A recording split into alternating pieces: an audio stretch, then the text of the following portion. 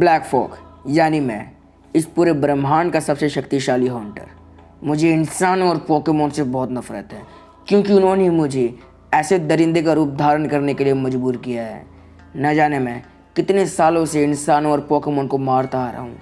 मैं उनके शरीर से उनकी रूहें निकाल लेता हूँ, जिस कारण वो तड़फ तड़फ के मरते हैं। मुझे याद है मैंने बहुत समय पहले एक सबरीना नाम की लड़की के पोकेमॉन को मारा था, और मैंने उस लड़की को वहीं जिंदा छोड़ दिया ताकि मैं उसको तड़पता हुआ देख के मजे कर सकूं। लेकिन मुझे क्या पता था यही मेरी मौत का कारण बनेगी। जिस पोकेमॉन सिटी में मेरा साया पड़ जाता था, मैं वहाँ पे खून की नदियाँ बहा देता था। मुझे इंसानों और पोकेमॉन दोनों से ही नफरत है। मैं किसी को भी नहीं बख्शता था। मुझे पता नहीं क्यों खून देख के इतना अच्छा लगता है जैसे मैंने पूरी दुनिया की शक्ति जीत ली हो। इसलिए मैं इंसानों को मारता गया। मैं कोई आम हंटर नहीं था जो किसी इंसान के काबू में आ जाए। मैं इस पूरे ब्रह्मांड का सबसे खतरनाक दरिंदा था। जैसे जैसे समय गुजरता गया, मैं उतना ही बड़ा और शक्तिशाली होता गया। मैं लोगों में ब्लैक फॉग के नाम से प्रचलित हो गया, क्योंकि आज तक किसी भी इंसान या पोकेमॉन ने मुझे नहीं देखा, इसलिए वो मुझे काला कोहरा मानते थे। मैं लोगों की नज़रों में पहली बार तब आया जब मैंने सबरीना को दोबारा मारने की कोशिश की, और इस बार मैंने उसे मार दिया। मैंने उसे इतनी बुरी तरह मारा था कि उसको हॉस्पिटल जाना पड़ा। आखिर जाना भी क्यों ना पड़ता, उसके मांस को मैंने अपने हाथों से नोच नोच के जो मारा था।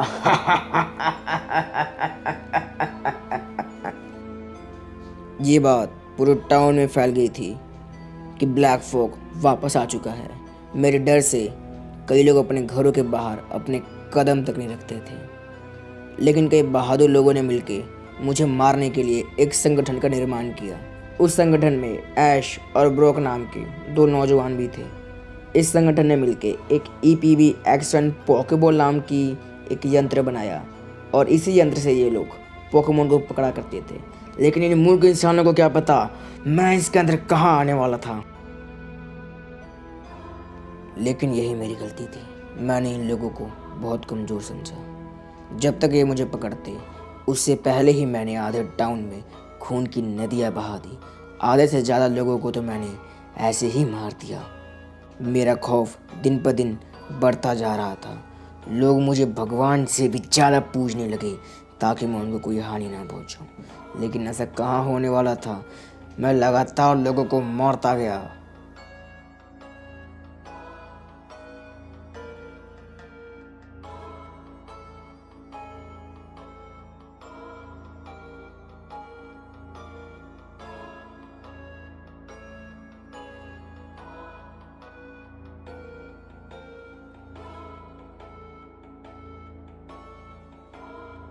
वो दरिंदा जरूर इसी टावर के अंदर होगा।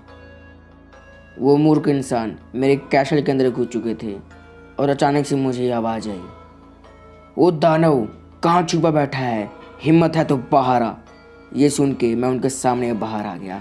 आखिर मैं भी देखना चाहता था मौत के मुंह के सामने खड़े होकर ये मौत से डर क्यों नहीं रहे। जैसे ही मैं बाहर आया, उन लोगों के रोंगटे खड़े हो गए और उनकी रूह कांप उठी। कोई अपनी जगह से नहीं हिला, लेकिन उन्होंने हिम्मत करके अपने पोकेमॉन मुझसे लड़ने के लिए भेजे। उनको क्या पता था मैं ऐसे बकवास से पोकेमॉन से कहाँ हारने वाला था। मैंने 2 ही अटैक्स में उन पोकेमॉन को मार दिया। उन सबसे लड़ते हुए मेरी नज़र ऐश और ब्रोक नाम के उन 2 नौजवानों पर पड़ी। वो बिल्कुल पीछे खड़े थे। मुझे लगा कि वो मुझसे डर चुके हैं, लेकिन ऐसा कुछ नहीं था। और अचानक से ऐश और ब्रोक मुझसे लड़ने आ गए। ऐश ने निकाला अपना पिकाचू और ब्रोक ने भी अपना पोकेमॉन निकाला। उतने में ही वहाँ सबरीना आ गई। सबरीना को देख के मैं चौंक गया। आखिर ये जिंदा कैसे है? इसे तो मैंने मार दिया था। यही मेरी गलती थी कि मैंने उसकी रूह उसके शरीर से नहीं निकाली। मैं उसको तड़फा तड़फा कर मारना चाहता था, लेकिन अब ऐसा नहीं करने वाला। मैं गलती दोबारा नहीं दोहराने वाला। इस बार मैं इस लड़की को पूरी तरह से मार दूंगा।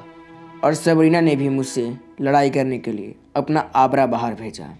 वो तीनों पोकेमॉन मुझ पे मिल के आक्रमण कर रहे थे, लेकिन इतना मेरे लिए काफ़ी नहीं था। मैंने भी पलटवार किया और ब्रॉक के पोकेमॉन को युद्ध से बाहर हटा दिया। और अचानक से ब्रॉक ने मेरे ऊपर एक बहुत ही भारी चीज़ फेंकी। ये चीज़ मुझे अपने अंदर खींच रही थी। जब तक मैं जानता ये चीज़ क्या है, उसने मुझे अपने अंदर खींच लिया। मुझे कुछ समय बाद पता चला ये वही यंत्र है जिससे ये इंसान पोकेमोन को पकड़ते हैं। मैंने काफ़ी मेहनत की उसके अंदर से बाहर निकलने के लिए, लेकिन मैं बाहर नहीं निकल पाया।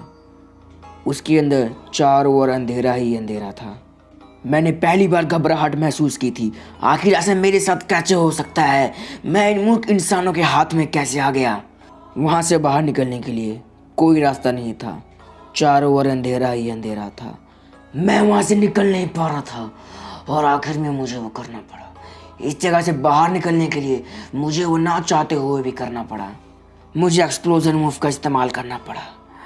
मैंने इस मूव का यूज़ किया और पोकेबॉल से बाहर आ गया, लेकिन मैं अधमरा हो चुका था। मैं बहुत थक चुका था इस मूव का यूज़ करके।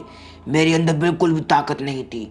वो लोग मुझ पर कुत्तों की तरह आक्रमण करते रहे और आखिर मैंने सोच लिया इन इंसानों के हाथों से मरने से अच्छा है मैं खुद को खुद ही मार लूं।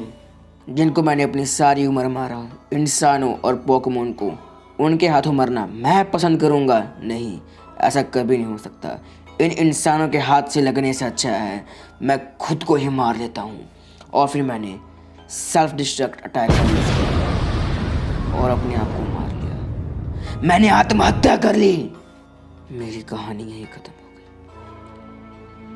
मैंने अपनी जिंदगी में बुराई का रास्ता चुना, बुराई के रास्ते पर चला और खुद को ही ख़त्म करके इस बुराई के रास्ते को ख़त्म कर दिया। मुझे अपने आप पे गर्व है कि मैंने खुद को खुद ही मारा, किसी इंसान या पोकेमोन के हाथों नहीं मारा। इसलिए मेरा नाम आज भी काफ़ी लोगों के दिलों में धड़कता है। आज भी काफ़ी लोग ब्लैक फॉग के नाम से कांपते हैं। मेरा नाम इतिहास के पन्नों में सुनहरे अक्षरों से नहीं, खून की बूंदों से लिखा गया है।